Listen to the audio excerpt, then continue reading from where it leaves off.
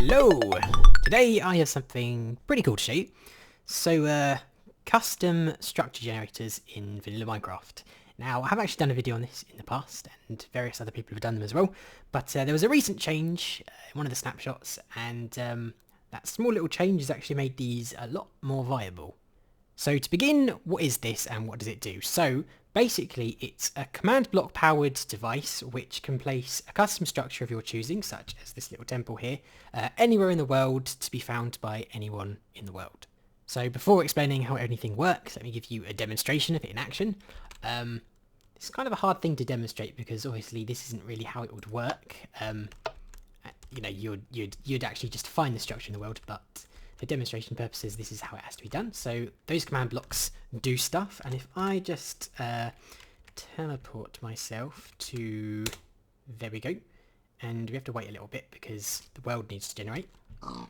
We will find that this structure here has actually been placed in the world at random. So this is a completely new area, and this structure here, this little temple, has been placed in the world for us to find some treasure. Okay, so on to the explanation. You need a few things to get this to work, but the first thing you need is a remote chunk loader. Now, I did a video on this in the past, and this is practically the same thing I'm doing here. But the reason you need a chunk loader is because when you're cloning blocks to unloaded chunks, which is what we're doing, those chunks need to be loaded, otherwise the clone command will fail. So the chunk loader that we're going to be using is the spread players chunk loader, which I made a video on quite a while ago. But this is basically the same method, but this is what the little change was that I mentioned earlier. So now, the spread players command supports relative coordinates. So before these had to be fixed, they had to be static, they had to be something like 1, 1 or something. But now, they can be relative to something. So in this case, it's relative to this command block.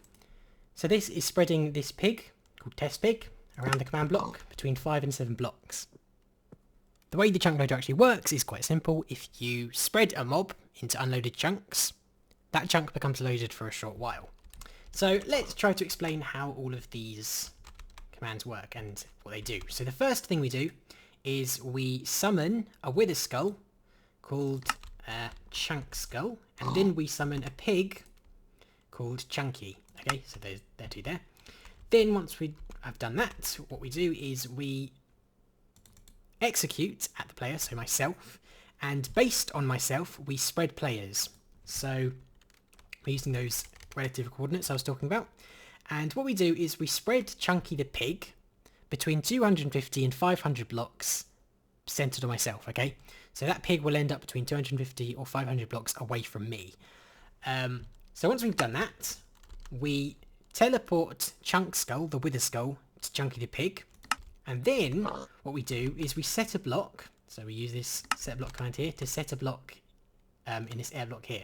So this is just a clock, okay?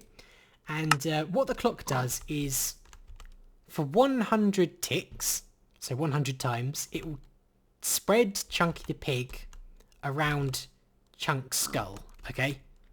Now the reason we're going to do that is because, as I mentioned, when you spread a mob to the chunks, it will load that chunk, but it will only actually load that single chunk. Okay, so let's imagine that these are chunks, these blocks here, and the yellow, the gold block is where Chunky the pig is loaded. Okay, so he's loaded this chunk, and then we decide that we're going to clone something, clone a big structure based on where he is. So we're going to attempt to do it, but let's say that Chunky the pig is actually on the very perimeter of the chunk over here.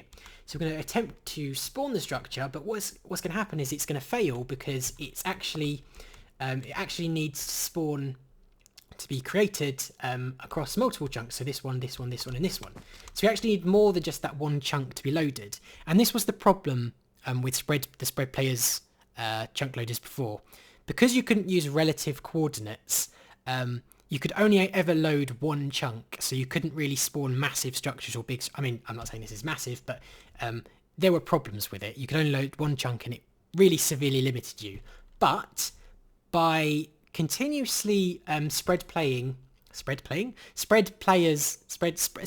the word. By continuously spreading Chunky the pig around Chunk Skull, we can actually effectively load all the chunks surrounding them. So we'll basically spread him 100 times. So in those 100 times, it's pretty much guaranteed that each of these chunks surrounding it will become loaded. And because they're all now loaded, we can now clone the structure without having to worry that it will fail. But yeah, it's difficult to explain. I'll actually try to offer a world download for this world if you want to sort of check it out in detail and kind of figure it out by yourself. But yes, I hope you learned something here. If you did, a like is always appreciated. Thank you for watching, and I'll see you next time.